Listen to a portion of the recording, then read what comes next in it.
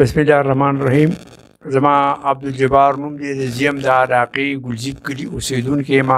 زه ناجوړه یم، دا خپه مې ماته ده او د هغې نه علاوه سترګې مې داسې شوي چې بس بیخي ختمې دي، معده مې کار نه کوي. د کور مالي حالت داسې دی چې یاره کوټې هم راغورځېدلي دي، د هغې لپاره پیسې نشته دی او نور د خوراک هم څه آمدن نشته دی او ډېر د بدحالۍ ژوند تېرېږي. تاسو ټولو اورېدونکو ته لکه دا دغه دی چې ډېره غټه مهرباني به وي چې موږ سره څه دستي امداد وکړئ. ته پوه شولې؟ او د هغې نه علاوه چې کوم دی نو مسلې خو لکه نور ډېرې زیاتې دي، خو دا ټولې د ادب خانه په درو باندې به تاسو دا کوئ. دا نمبر دی کې دا دی چې دا 0304720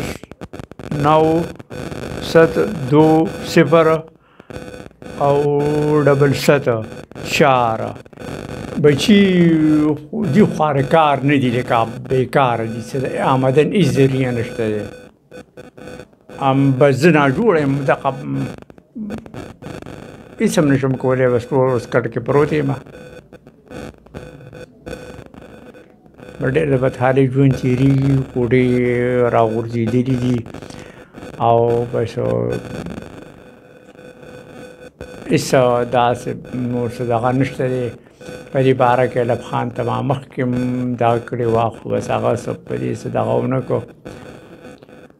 او لکه اوس هم زه دغه کوم چې یاره ما سره څه دستي څه امداد وکړي، زر په کار یم. دا خو دا دې دفتر ته چې کومې مسلې خلک راوړي نو دا بیخي وړې وړې دي، دا خو هېڅ هم نه دي. ما ته چې کوم دي نو ته اوس وګوره، دا دلته دا شي دا کونډۍ مې ماته شوله، دغه شان ته خپه ماته ده په دې د ګرځېدو نیمه. دلته کسانو ونیولم، هغوی راوستمه او ډېر په مشکله دلته دې دفتر ته مې ځان راورسوه. او مطلب دا دی چې بس زه تاسو ته خواست کوم، ایلب خان ته خواست کوم، داسې د عمرتو د نورو خلکو ته بلکې د ټولو اورېدونکو ته ویم چې یاره څه ناڅه چې څومره د چا وس کېږي چې هغومره امداد ما سره وکړي. ته پوه شولې؟ خاص کر په دې بیمارۍ زما ډېره خرچه راځي.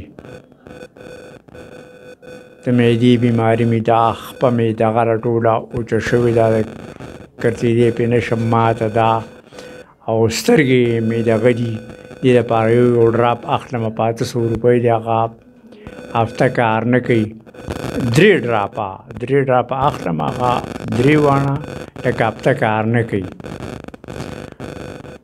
نو مطلب دا دی چې بس ښه پوره د دې نه انسان زیات مشکلاتو کې نشي راګېرېدلی، څومره چې زه راګېر یم. دومره په ټینشن او دومره په دغه کې بس پروت یم. بلکې د چا دوايانې وس کېږي، دوايانې دې راله والي، که د چا نغدې کېږي نغدې والي. که یو څوک وایي چې یاره ستا دا کوټې لوېدلي، دا خبر دروغ ده، موقع کتې شي، ا دې راشو وګوري ځای نه، نو پته په خپله باندې ولګېږي. زموږ زیم ګلزیب کلي ورته وایي، عبدالجبار مې نوم دی.